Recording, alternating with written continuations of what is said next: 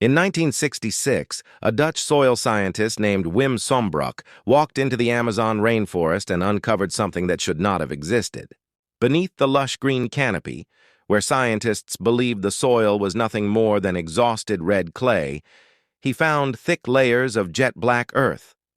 In some places, it was more than 6 feet deep, and it was still fertile after nearly 2,000 years. That discovery challenged everything we thought we knew about tropical agriculture.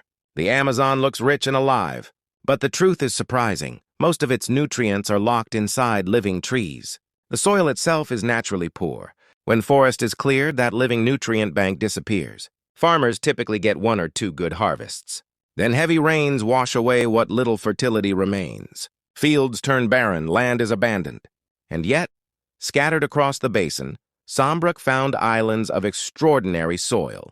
Dark, carbon-rich, packed with nutrients and capable of sustaining crops generation after generation. This soil had a name, Terra Preta, Portuguese for black earth. It wasn't a natural accident. It was created.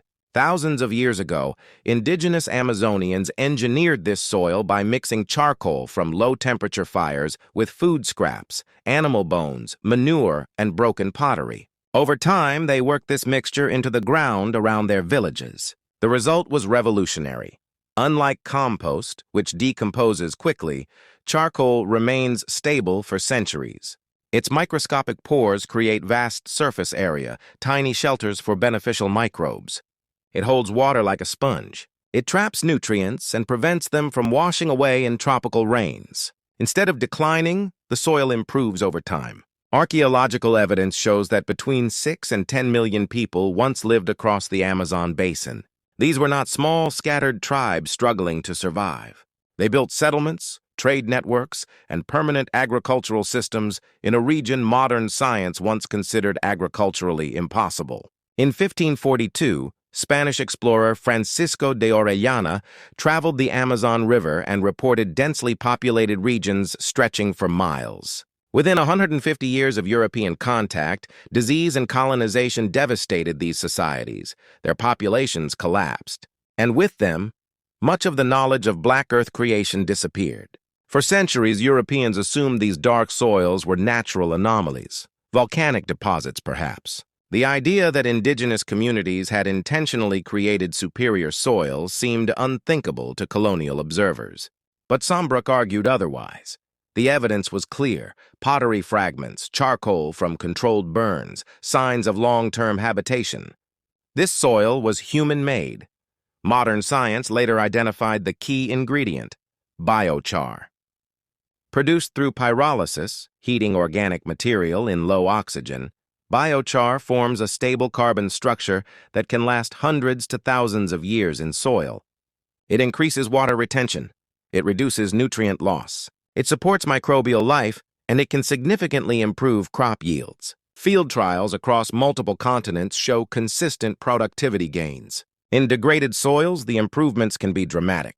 And unlike synthetic fertilizers, which must be reapplied every year, biochar's effects persist for generations. So why isn't it common practice? Partly because modern agriculture is built around annual inputs. Synthetic fertilizers provide quick, measurable results. They fit neatly into industrial supply chains. Biochar, on the other hand, is long-term. It can even be made from agricultural waste, crop residues, prunings, husks, manure. Materials often burned or discarded could instead become a permanent fertility system. And here's the remarkable part: making it doesn't require advanced technology. Indigenous Amazonians created terra preta using simple fire pits and patience. Even today, small-scale biochar can be produced using basic methods that limit oxygen during burning. Once created, it must be charged with nutrients, soaked in compost tea or manure slurry before being mixed into soil. One application can improve land for decades, even centuries. The story of terra preta challenges a powerful assumption: that soil fertility must always decline, that farmers must constantly replace what is lost. In the Amazon, people solved that problem thousands of years ago with charcoal, organic waste, and time.